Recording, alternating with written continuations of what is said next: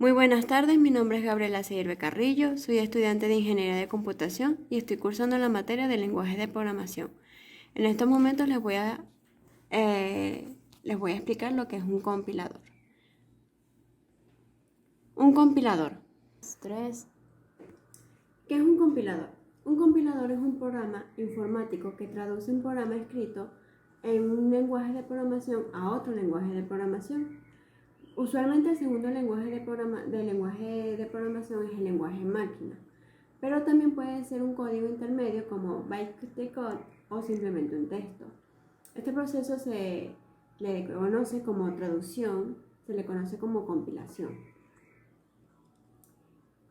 ¿Qué es un contexto de un compilador? Un contexto de un compilador podemos decir que para modelar el proceso de traducción entre los dos lenguajes como el resultado de dos etapas. En la primera etapa se le conoce como el análisis, en la cual analiza la entrada para averiguar qué es lo que se intenta interactuar o comunicar. El fruto de esta etapa es una representación de la entrada que permite que la siguiente etapa se desarrolle con facilidad. La segunda etapa se le conoce como síntesis. Toma la representación obtenida en el análisis y la transforma en su equivalente en el lenguaje destino. Como podemos observar, aquí está la diapositiva que explica qué es un contexto de compilador. Ahora les vamos a hablar sobre cada una de las etapas. La primera es análisis. 3. El análisis. El análisis es el objetivo de esta etapa, que es obtener una representación de la entrada que nos permite realizar la síntesis o la interpretación con comodidad. La representación que nosotros utilizaremos es la que se llama árbol de sintaxis abstracta. En las tres fases que se han mencionado, tienen un reflejo en las tres fases que se divide del análisis, la cual una es análisis léxico, que se encarga de la división de la entrada en componentes léxicos, análisis sintáctico, que se encarga de encontrar la estructura presente en la entrada, y el análisis semántico, que se encarga de comprobar que se cumplen las restricciones semánticas del lenguaje. ¿Qué es la síntesis? Esta es la segunda etapa, la cual, una vez analizado el programa de entrada, es necesario generar código, a ser posible eficiente para la máquina del objetivo.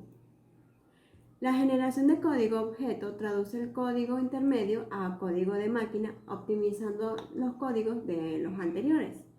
Y la generación de código intermedio se traduce la entrada a una representación independiente de la máquina, pero fácilmente traducible a un lenguaje ensamblador. Como podemos observar, aquí está la diapositiva de la síntesis.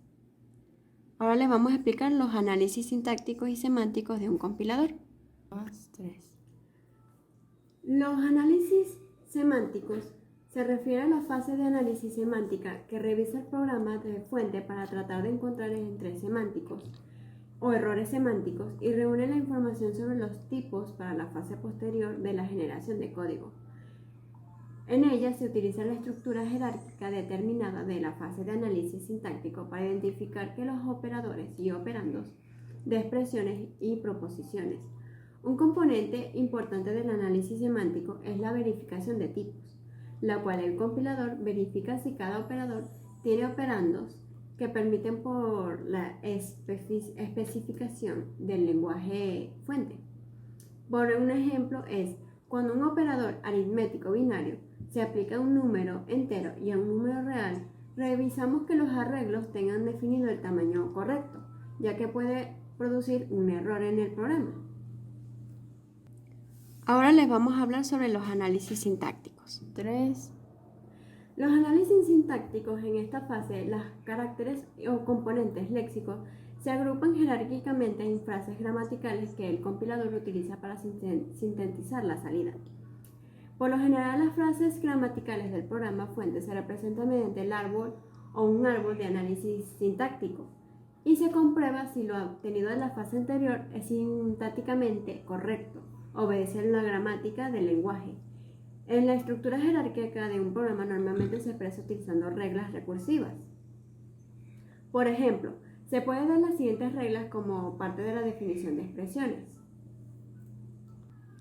Como podemos observar en el ejemplo, un identificador puede ser una expresión o un número que puede ser una expresión también.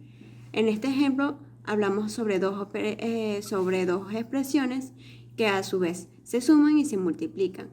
Y la regla 1 y 2 son reglas básicas, no recursivas, en la que la regla 3 define expresiones en función de operadores aplicados a otras expresiones.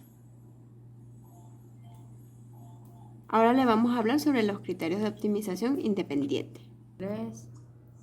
Los criterios de optimización independiente en el compilador toman el código intermedio y transforman una parte del código que no implica un registro del CPU o ubicaciones de memoria absoluta.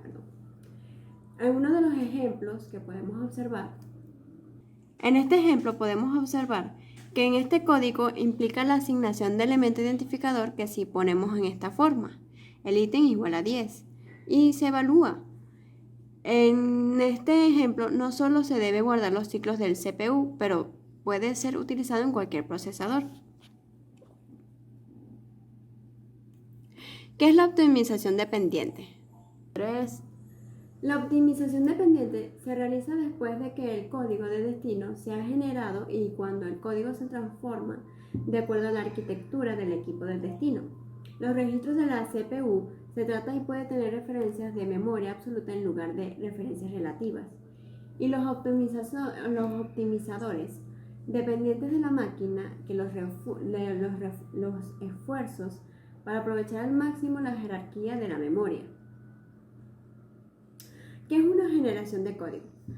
Es una de las fases mediante el cual un compilador convierte un programa sintácticamente correcto en una serie de instrucciones a ser interpretados por una máquina. Los compiladores más sofisticados se realizan múltiples traducciones en cadena, spanning, con el fin de poder construir el código para múltiples plataformas y evitar tener que construir todas las capas del compilador. En esta entrada, en la fase de la entrada, viene representada típicamente por un árbol sintáctico, un árbol de sintaxis abstracta o una representación intermedia. La máquina destino puede ser un microprocesador o una máquina abstracta, tal como una máquina virtual o un lenguaje intermediario, legible para un humano.